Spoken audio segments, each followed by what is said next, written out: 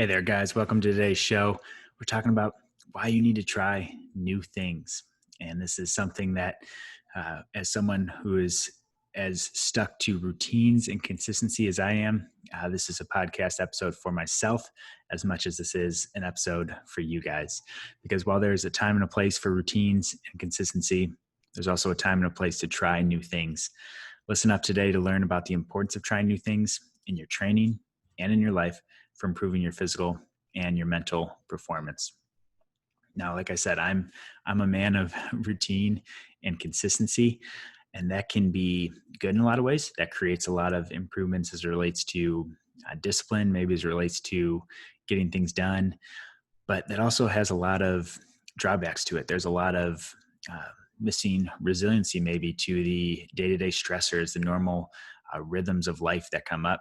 And if you're anything like me, when something disrupts your routine, disrupts your consistency, if you're not continually trying new things or expanding your ability to do so, your capacity to do so, then you can get thrown off pretty easily. And I see that. I see that time and time again with myself. I see it if my routine, whether that's a sleep thing, a food nutrition thing, whether that's a workout scenario that's not ideal, maybe there's lots of things that can make me less mentally resilient. And I think it's important. Something I've been consciously working on is trying new things, branching out in how I'm doing new things to allow myself to not be so affected by the day-to-day of life, because it's not a matter of if something's going to come up. It's only a matter of when something's going to come up. So preparing yourself ahead of time can actually help you better manage those stressors that come in, better manage those seemingly setbacks, and turning those setbacks into opportunities. So like I said, I've struggled with this a lot on my own, and something that I wanted to just share a quick episode with you guys with, because I think there's a lot of ways that we can start to apply that to stretch ourselves and see improvements both physically and mentally. So first, I want to talk about the new things you can try for the physical benefits of it. So from a workout standpoint, and quick note, these physical and mental benefits are so overlapped and intertwined. When we challenge ourselves physically, it challenges us mentally, and vice versa. When we mentally do things, it has physical benefits to it in terms of our mood and how we're feeling. So keep in mind that I'm separating these, but they are so interlinked and intertwined.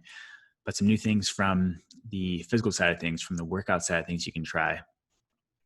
Think about participating in new group classes, do new things. My wife and I'm not a dancer. Lindsay talked me into we did a virtual dance class the other day. We learned to line dance and country two-step and do some different things.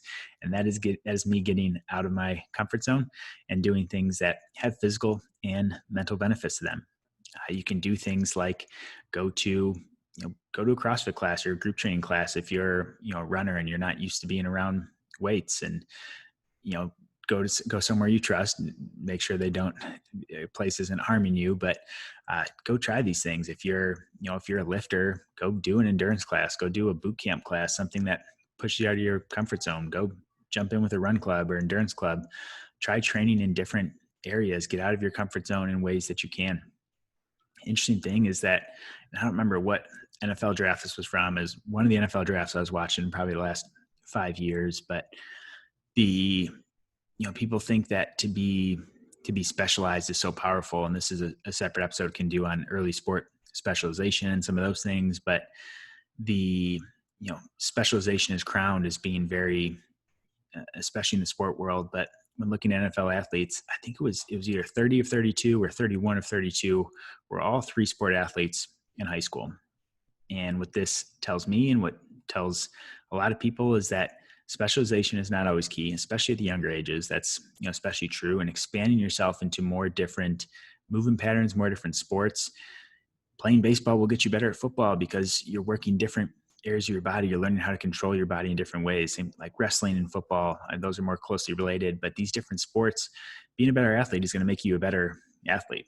So even if you're trying to improve your overall lifts or your running, make sure that you're branching out into some of these different things. Try working out different shoes, work out barefoot, feel how that feels different in so many ways. Now, quick caveat with that: if you're, a marathon runner, don't just ditch your shoes one day and go run barefoot because you saw someone do it. That is that is stupid. That is not smart. But do these things in small doses to be able to just feel the physical differences. Feel different muscles in your feet, your ankles, and your lower leg working when you do that. Change the time of the day you work out, the atmosphere, if you listen to music or not. Switch things up. If you need some more guidance, guys, I did a whole podcast episode on this. It's called Spicing Up Your Training Routine, from maybe a couple months back, but go back into the archives, search that. Spicing Up Your Training Routine. If you guys want some more specific ideas, go do a full episode on this alone. But those are just some ideas to get you started. From the mental side of things, this will help creative problem solving with your work, with your ability to stretch your mind.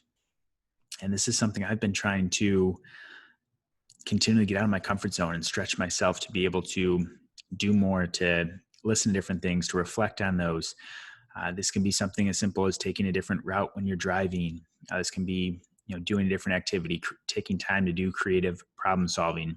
So trying, instead of just jumping into, and this can work both ways. If you're someone who jumps into solving a problem, if a problem comes up and you just start working on it, try taking a step back and take a creative look at it. Say, hey, how can I look at this differently? How can I change this?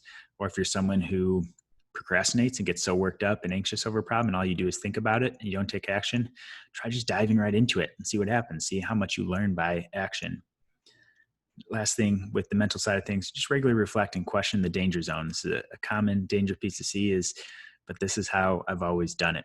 And this can wreck individual progress. This can wreck company progress, making sure that you're not getting caught in, well, this is just the way that I've developed. This is the way I've always done it.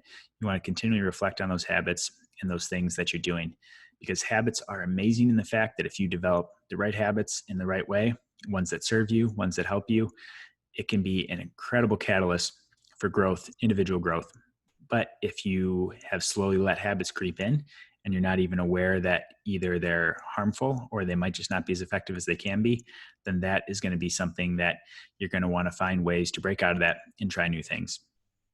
So to wrap it all up here today, guys, it's important to make sure that you're trying new things. Again, speaking to myself as much as I'm speaking to you guys, make sure that you're growing yourself physically, mentally, trying new things outside of your comfort zone that continue to stretch you, grow you, and you'll see physical and mental improvements with that. So picture yourself being more brave, being more resilient, being more able to handle stressors of life, handle new activities, and all that's possible if you can stretch yourself outside of your comfort zone and continue to try new things. Now, if you guys need help on anything health related, I've put together a free download for you guys. It's called the High Performance Health Starter Kit. The link's there in the show notes. Go ahead and check it out. I talk about the 5 foundations needed to achieve high performance in your health. A resource that I've loved and a lot of people have downloaded and expressed a lot of value in, and something that I'm sending out to people on our list. I want you guys to check it out. Put a lot of effort into that. There's a lot of good stuff packed into that. If you guys are looking to take your health to the next level, make sure to go check that out. Thanks for listening today, guys. Go try something new today, and I will talk to you soon.